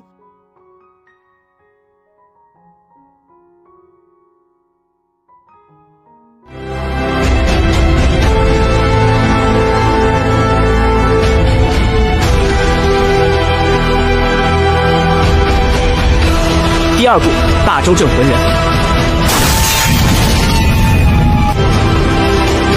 吉时已到，一路走好，请郎君入关。第三部山海经密码，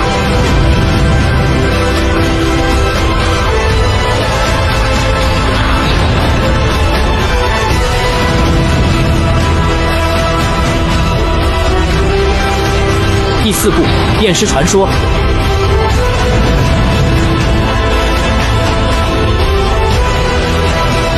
第五部龙破九天，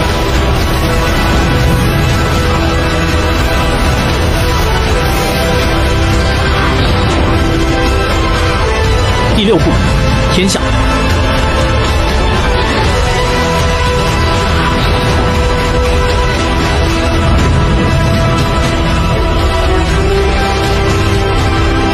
第七部光阴之外，